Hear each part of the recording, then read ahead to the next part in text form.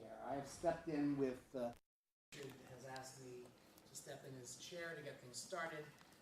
My name is Sam Edelman, Professor Emeritus from Cal State University Chico and Director of the Israel on Campus Coalition's Center for Academic Engagement and past Director of Scholars for Peace in the Middle East. So it's a pleasure to be here with my four colleagues who I love dearly, who have been active in Israel issues for some time. The four panelists here are really remarkable men who are doing outstanding work. And so let me get the introductions done. And I must apologize to you in advance because I'm double booked. So I will be leaving here to go... Just on the first floor. Yes, to go to a meeting about halfway through, but you'll forgive me. So our first presenter is Richard Landis, who is a professor at Boston University. He is one of the most articulate medievalists I've ever known in my life, and phenomenal. And I have known many, in fact, and he's one of the more articulate ones. Richard has been, over the years, an intellectual force for what ought to be a central part of all education, critical thinking, and rational thought.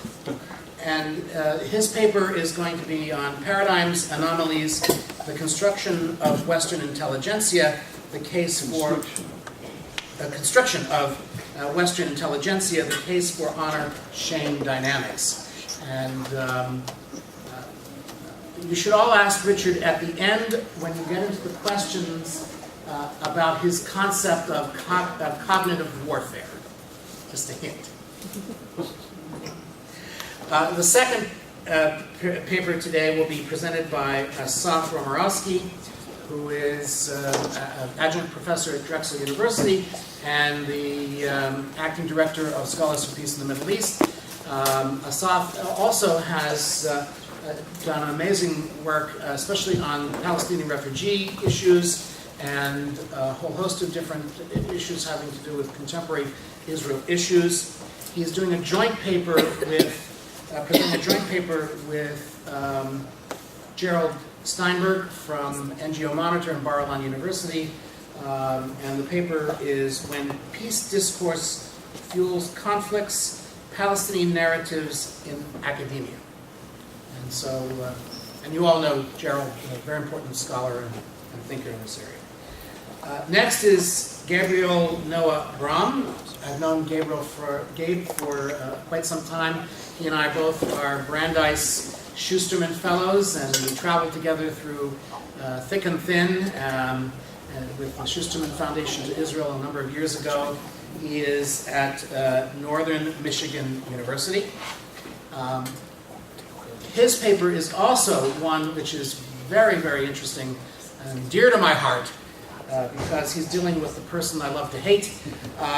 Somebody's Jew, Judith Butler's Primo Levi and anti-Zionist fantasy.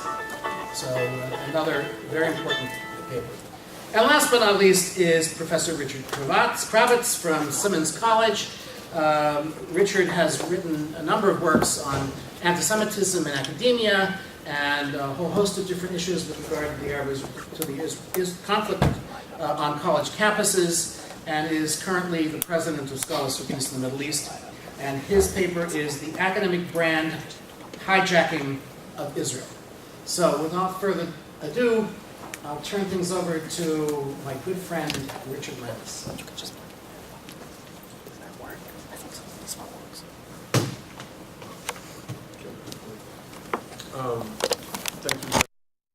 I'm going to try and get through some material, so I'm going to go quickly.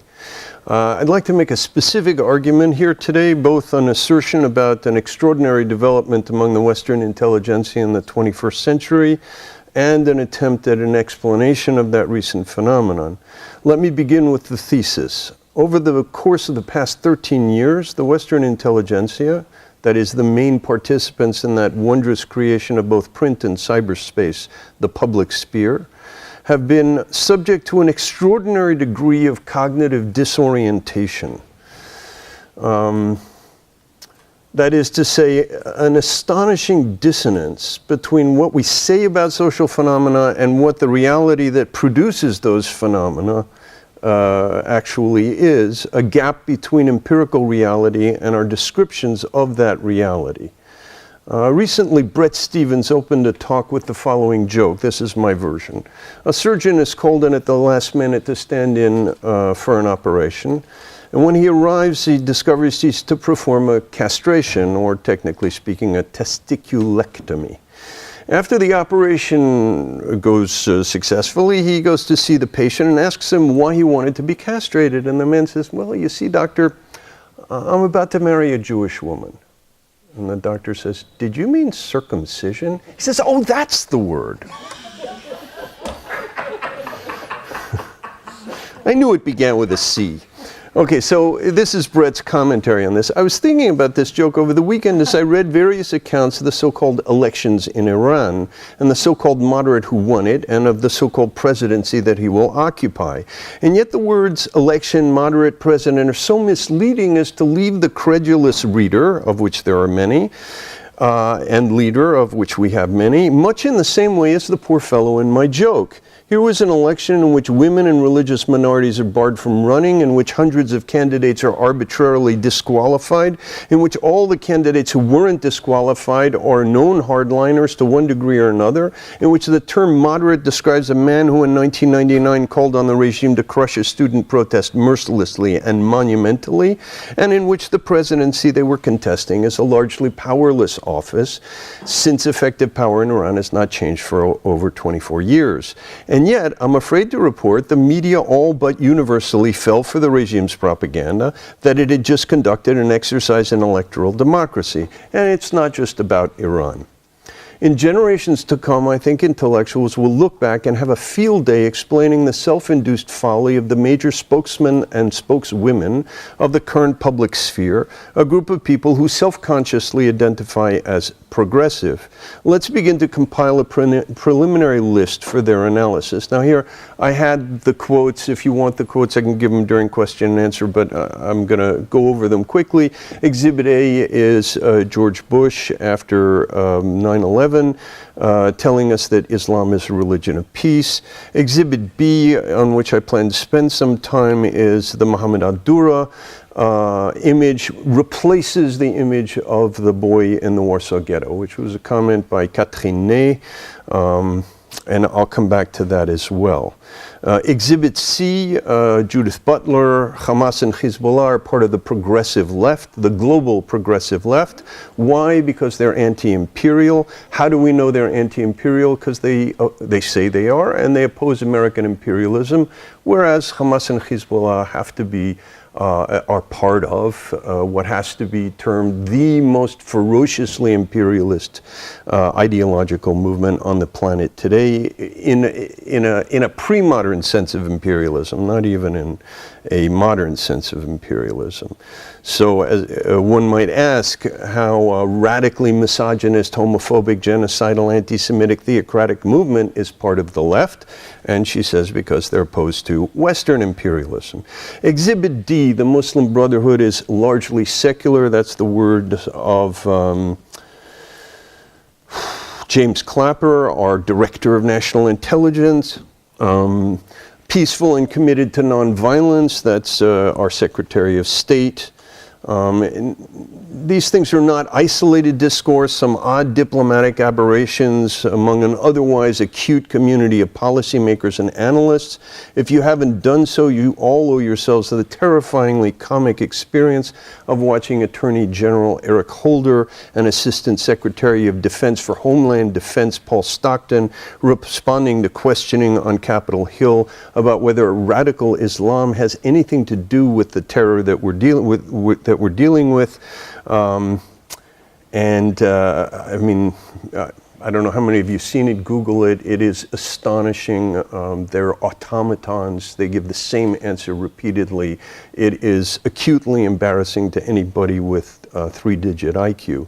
Again, one might argue for diplomatic or even therapeutic reasons that this kind of discourse is appropriate on the public stage. In other words, Clinton, Clapper, Holder, Stockton, Brennan, Obama, Bush are merely winking at us from an Emperor's New Clothes parade in which they hold up Islam's invisible garb of peace. Of course, they know it's not. Of course, they know it's not the case. Of course, behind the scenes, they're in touch with empirical reality, or not. Well, let me go to Al-Dura, which I think is one of the foundational documents in this cognitive disorientation. In order to understand the consequences of what I call our auto-stupefaction, because one of the striking things about this is that in principle we make ourselves dupes. In principle we argue that we cannot question what our sources tell us. Let me turn to the Al-Dura affair, since it embodies so many of the problems I'm trying to identify. First, it's hard to point to any single story that has contributed more to the strengthening of genocidal hatred and violence among jihadis the world over than this one.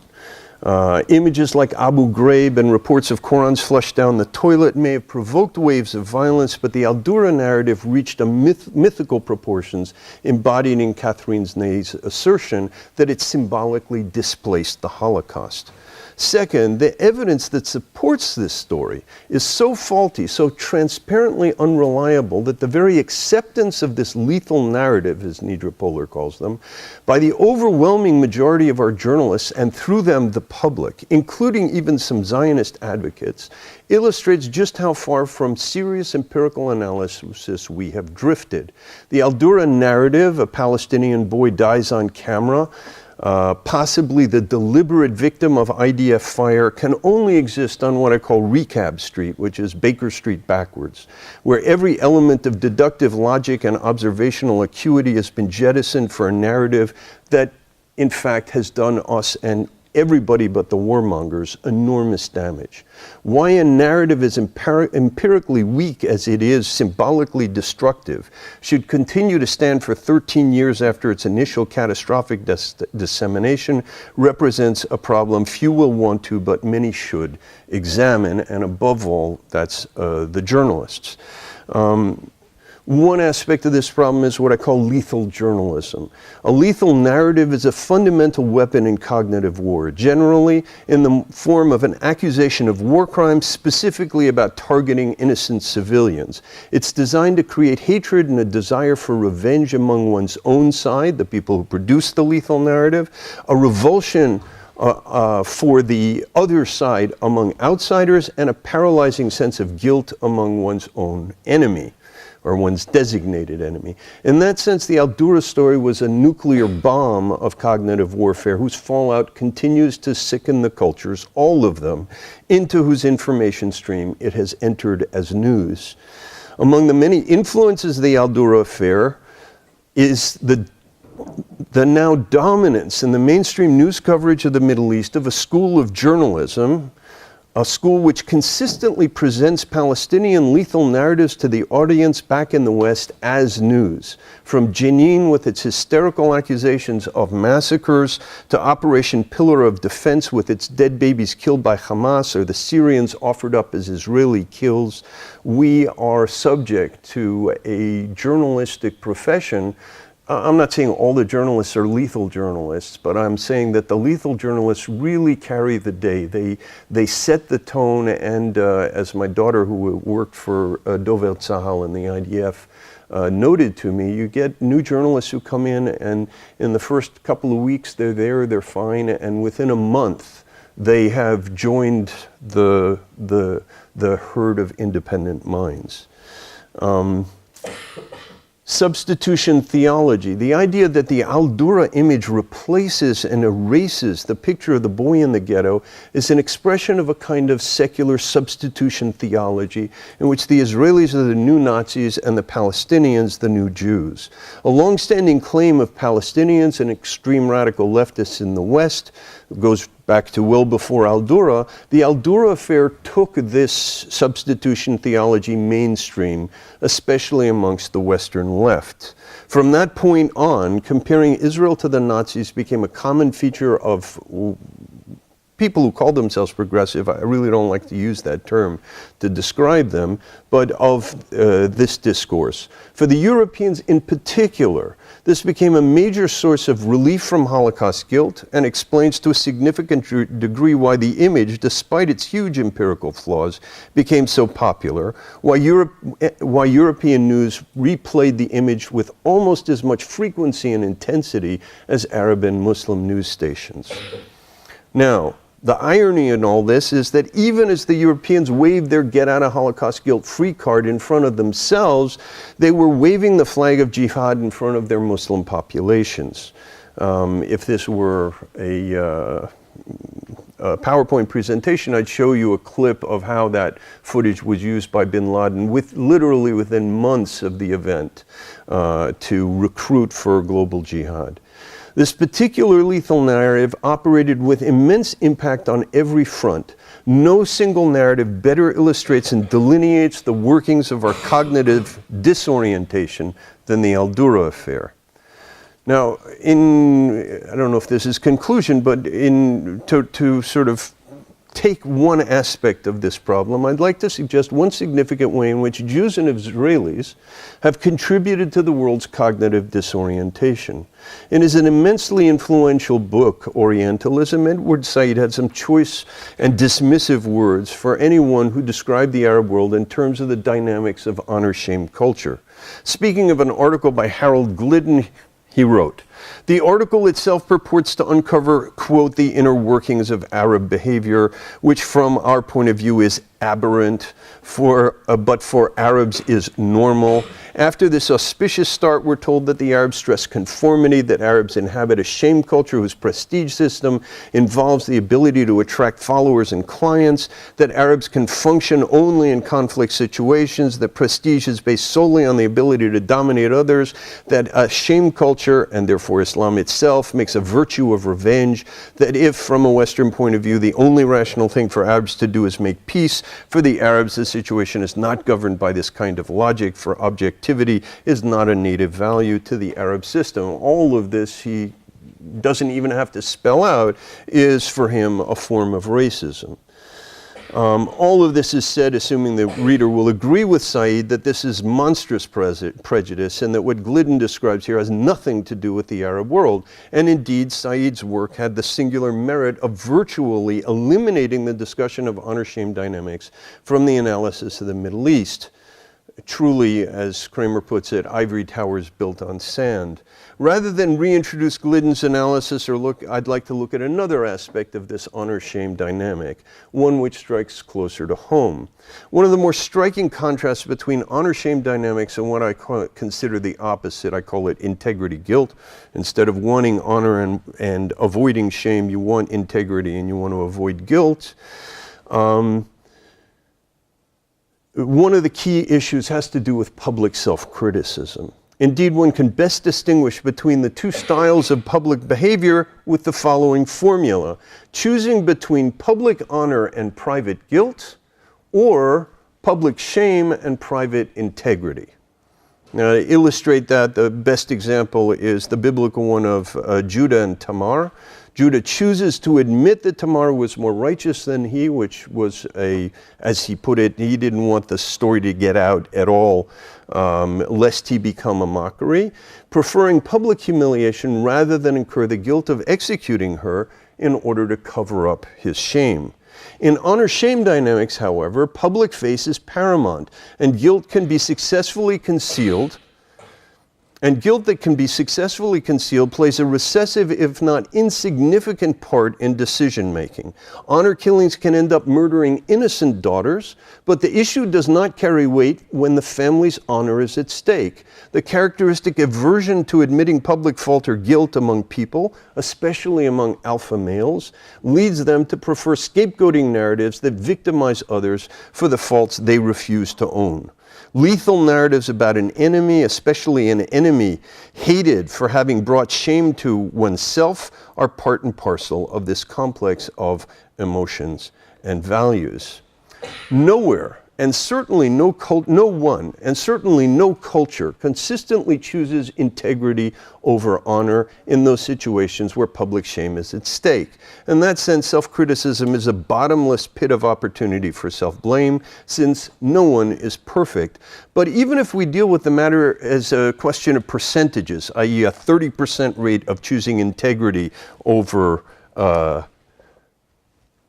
private integrity and public shame over public honor and private guilt, or in baseball terms, batting about 300, individuals in culture that favor self-criticism have a decided advantage over honor-shame cultures in terms of learning curves. It's very hard to learn if you're in denial over any of the mistakes that you make. Modern Western democracies are to an exceptional degree built on their ability to self-criticize, from the academy to law courts to the positive-sum interactions that make societies productive. Among modern self-critical cultures, I would rank Israeli and more broadly Jewish culture very high on this list. As Walter Benjamin once said, I haven't tracked down the quote yet, if anybody has it, I'd love it. An anti-Semite is someone who takes seriously a tenth of the jokes that Jews tell about themselves. And to paraphrase, an anti-Zionist is someone who believes a tenth of the mea culpas that Zionists make about themselves. Indeed, as someone once quipped about the AIS itself, it's the only national scholarly organization whose members hate their subject. Now, this may not be true, okay? But it's the only one about whom this joke would be told. Is it unfair? It may be unfair, but I have to say, in my brief exposure to the papers given at 3 of the AIS annual conferences now, I've noticed that the skepticism that scholars express towards the Israeli narrative is only matched by their credulity towards the Palestinian narrative. Let's face it, most of you in the room, or many of you in the room, are resisting what I say, even the part about self-criticism. Indeed, if this conference were to feature nothing but papers, no matter how empirically accurate, that favored the Israeli narrative, we would feel bored and cheated by the propaganda show. We revel in self-criticism. We squirm at self-affirmation. Indeed, some of us are victims of a messianic complex known as masochistic omnipotence syndrome, in which we believe it's all our fault and therefore it lies within our grasp to fix anything by improving ourselves. And let's also face it, Palestinians do not share this culture. I'd argue few, if any, national cultures are as pervasively self-critical as Jewish Israeli culture. On the contrary, there is probably no culture so pathologically committed to avoiding any form of public self-criticism, so dedicated to scapegoating others, especially Israel, in a desperate and self-destructive search to save face and avenge the blackening of their face. Lethal narratives serve precisely these goals, and Palestinians literally produce them in industrial quantities. When outsiders encounter the clash of narratives between Israelis and Palestinians, they don't factor in for this radical difference in cultural styles, and therefore it's no surprise that they become, even with the best of intentions, cognitively disoriented. As one commenter at my blog put it, most people avoid admissions of guilt at all costs and only admit to the minimum that they can get away with. When people admit to something, others assume they've done much worse. Hence, as Echad Ha'am said, one of the most dangerous things any people can do is to admit to crimes they have not committed. And yet, Israelis and diaspora Jews, on their behalf, do that all the time. Take, for example, Al-Dura. In response to the recent government support, Shmuel Rosner, who at the time of the first exculpatory report that came out in November of 2000, participated in the scornful ridicule that Israeli journalists heaped on Nahum Shachaf, wrote a mea culpa recently that included the following remarks. I believed the initial story about Al-Dura, and I was highly suspicious of the motivations of anyone attempting to disprove it. In this instance, Israel's supporters seemed excessively argumentative, politically motivated, even conspiratorial. Although I very much wanted to believe that Israel wasn't at fault, I couldn't overcome my suspicion about the attempts to clear its name. He concluded, this evolution, the resulting in the official Israeli report brings me relief. I want to be able to trust what my government says, but that carries its own problem. What about my own motivations? Have I really been swayed by the new evidence, or am I finally giving in to a deep desire to let Israel off the hook? And I think this really expresses a widespread attitude amongst Israelis, which is that somehow, defending yourself is really, it's like, it's just not, it's not done. Al-Dura, one of the shabbiest fakes in history of modern journalistic hoaxes, whose transparent dishonesty is matched only by the enormous damage it did, worked precisely because the Palestinians had no problem faking the footage to accuse Israelis of deliberate, cold-blooded child murder, and Israelis embraced their accusation. As Beit Michael said to me in 2003, 100% הישראלים הרגו אותו. It's harder to find a better example of the marriage of pre-modern sadism and postmodern masochism than this. And the losers are not just the Israelis, but the Palestinians, whose culture was taken over by a death cult, the press, whose culture was taken over by lethal journalists intent on disguising their fear and intimidation behind their under-dogmatist advocacy, the West, whose public information systems are poisoned with lethal narratives circulating as news, and whose intelligentsia are so disoriented that they think that Islam is a religion of peace, that the Muslim Brotherhood is moderate, that Hamas needs to be included in the peace process, and that a staged hoax outweighs an image symbolizing the deliberate murder of 6 million innocent civilians, to whom the gods would destroy, they first drive mad, and in this case they use hyper-self-critical Israelis to lead the herd off the cliff. When 3,000 years from now, good historians write the history of cultural suicides, the early 21st century will hold a central place whether or not we end up committing that suicide. I personally hope we don't, but I can't say I'm sanguine. Thank you.